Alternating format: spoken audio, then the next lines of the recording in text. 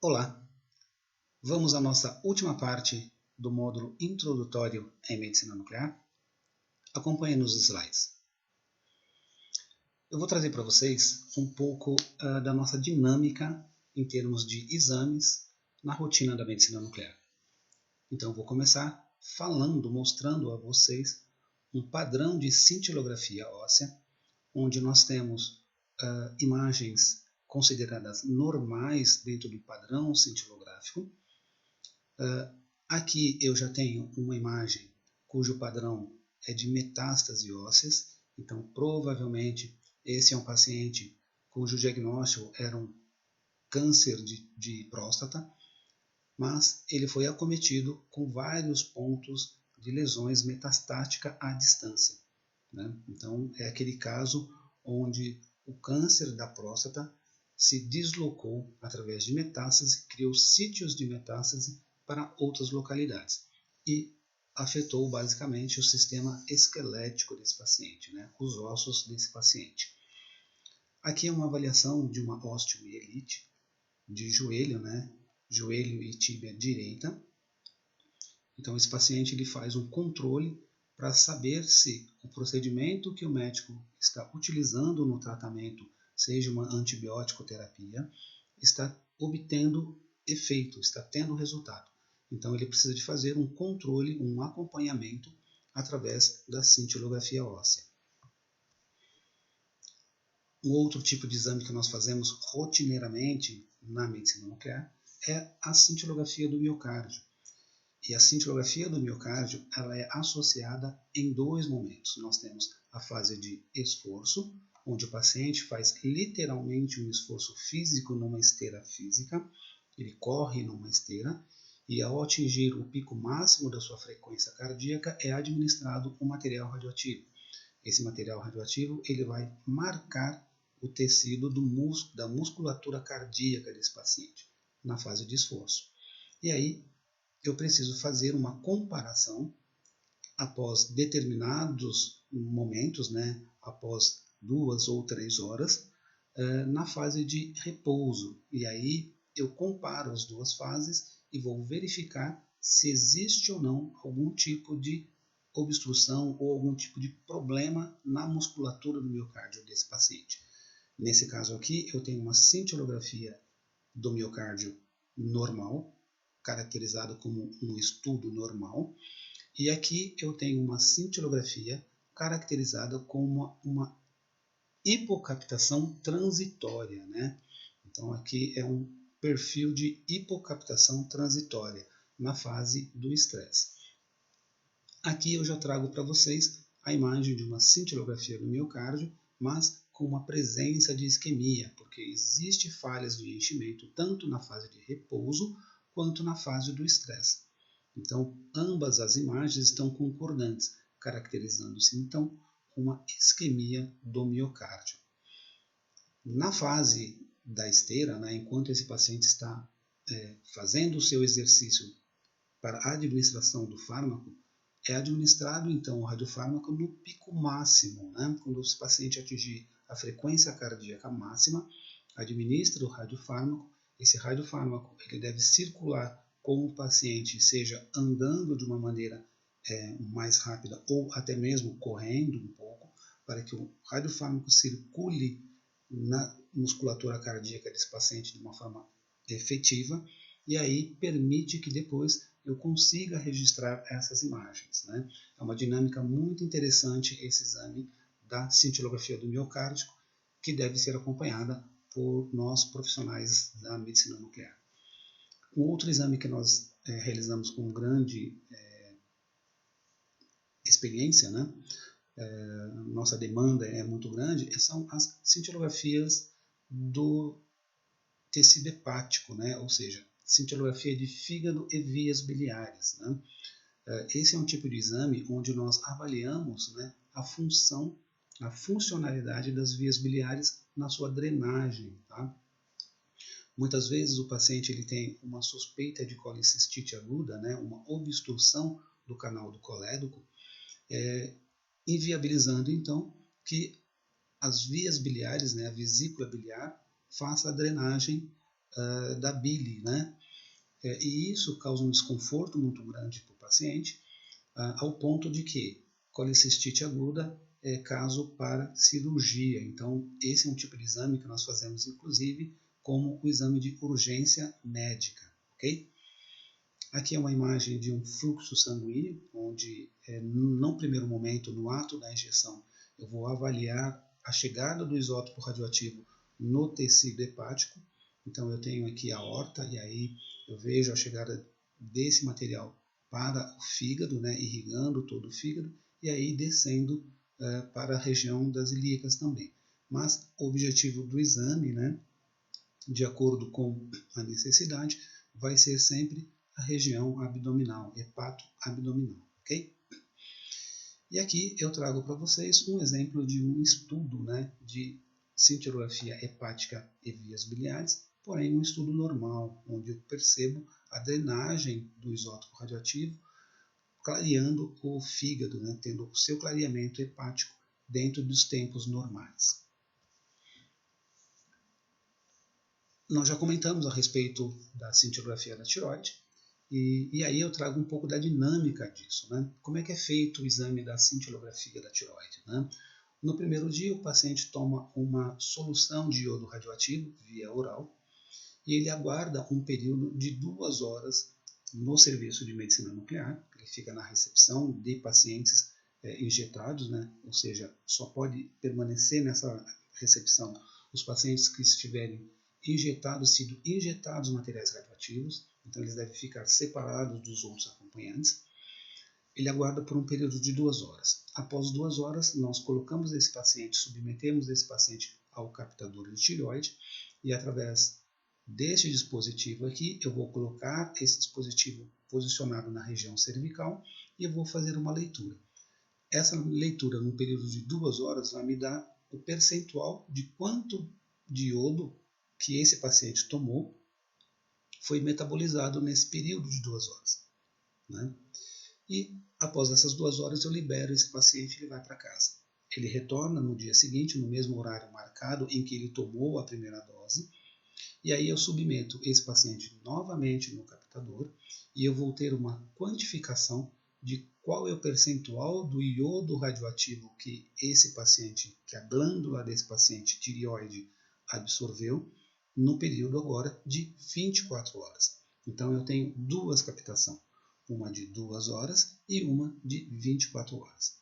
Após feita essa captação, eu submeto ao paciente na gama-câmara e através de um colimador específico, que é um pinhole, eu vou identificar, posicionar exatamente na região cervical deste paciente, realizando então a imagem cintilográfica da glândula tireoide com este captador. Então, esses são padrões em que nós encontramos num estudo da cintilografia da tireoide. Eu posso ter um estudo normal, onde o metabolismo, a distribuição do iodo radioativo foi de forma homogênea nas glândulas tireoide, glândula direita e esquerda, lóbulo, né, esquerdo e o lóbulo direito. Aqui eu tenho uma hipocaptação no lobo esquerdo, então eu tenho uma hipocaptação no lobo esquerdo, e aqui eu tenho uma hipercaptação também no lobo esquerdo. Tá? Então, esses são alguns padrões em que nós podemos encontrar na cintilografia da glândula tireoide. Já na cintilografia mamária, né, para aqueles pacientes que apresentam um nódulo nas mamas, nós precisamos de localizar esse nódulo, assim como localizar os linfonodos em que esse tecido tumoral possa estar, de uma certa forma, acometendo, né? Quais linfonodos foram acometidos? Nós sabemos que o corpo humano ele é cheio de linfonódulos espalhados ao longo do nosso corpo, porque são esses linfonodos que vão fazer a defesa do nosso organismo, né? Então, nessa região axilar, né, existem vários linfonodos. Porém, se o paciente tem um nódulo na mama esquerda, alta probabilidade de existir algum gânglio ou algum nódulo que foi comprometido também por essa célula tumoral. E aí a linfocintilografia ou a linfocintilografia, utilizando-se o gamma probe ou a mammocintilografia, é muito útil nesse caso para essas pacientes. Trago para vocês um outro tipo de exame que nós realizamos com grande frequência, também envolvendo essas pacientes que foram mastectomizadas, ou seja, retirada a sua mama por conta de um câncer maligno, né? Um adenocarcinoma mamário maligno. Então veja, essa paciente ela fez uma mastectomia em mama esquerda e ela desenvolveu um linfedema no membro superior esquerdo. Então a linfocintilografia também é um exame onde nós avaliamos, né, a cadeia linfática desse paciente, seja em membro superior ou em membros inferiores, avaliando em tempos diferentes. Então aqui eu tenho um exemplo onde este tipo de exame, o paciente é considerado um paciente normal, não representa esta paciente. Apenas para que vocês entendam que aqui eu tenho um exame normal, porque ambas as cadeias linfáticas foram visíveis em vários tempos do exame.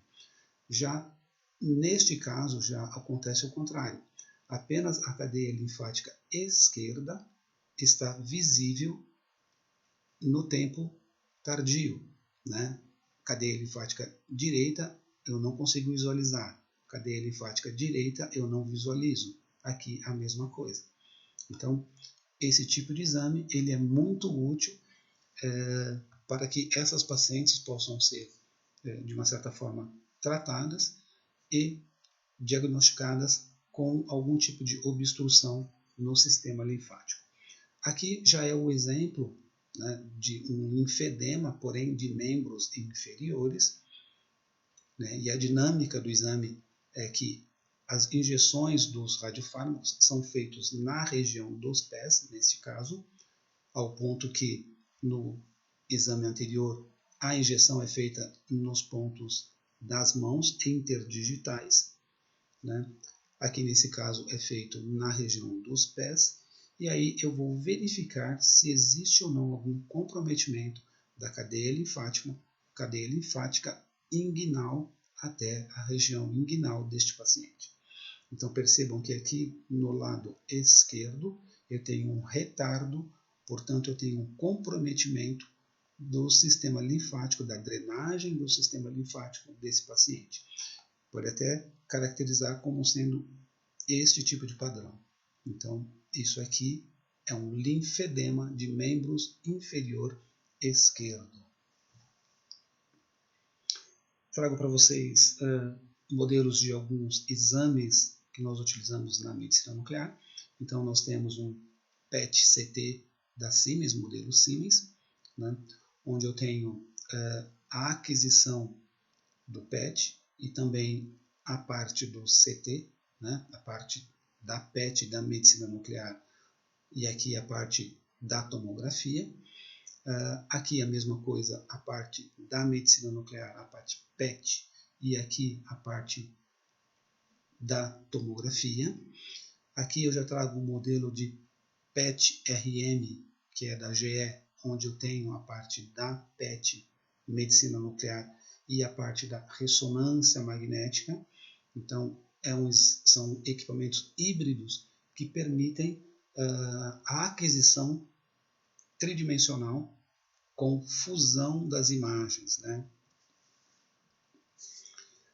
E lembrar que a medicina nuclear, na PET-CT, ela auxilia os médicos da radioterapia no planejamento radioterápico, né? Muitas vezes esse paciente ele vai precisar em algum momento de uma imagem tridimensional e nós fazemos então a fusão das imagens, seja um PET-CT ou um PET-RM, para que o médico possa localizar de uma maneira precisa aquele tumor, para que ele possa fazer a entrega de dose na radioterapia de uma maneira mais adequada. E dentro da PET-CT, eu trago para vocês as imagens, né, de um PET-scan. Então aqui é uma imagem de um PET-scan de corpo inteiro, onde eu tenho a imagem da tomografia, eu tenho a imagem da PET e eu tenho a fusão das duas imagens, PET e tomo, nesta imagem fundida. E aí eu vou avaliar as áreas comprometidas, né, deste paciente. Aqui é a mesma coisa, PET-CT para um caso de uma programação, um planejamento na radioterapia. Okay?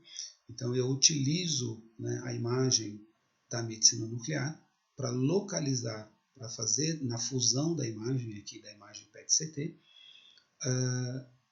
a programação de uma maneira tridimensional desse paciente. Então essa imagem ela vai para o servidor da radioterapia e lá o radioterapeuta, o radio-oncologista, o dosimetrista e o físico médico vão fazer o planejamento baseando-se na imagem da PET-CT.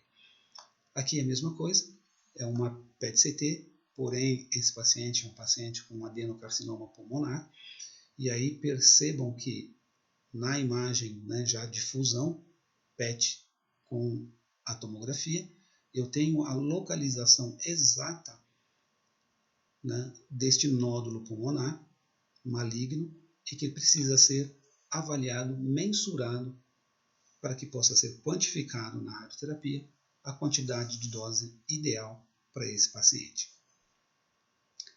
Nós concluímos então a parte C do módulo introdutório da medicina nuclear. Eu espero que você tenha gostado e aguarde para que nós possamos aprofundar em cada um desses detalhes nos próximos módulos. Muito obrigado.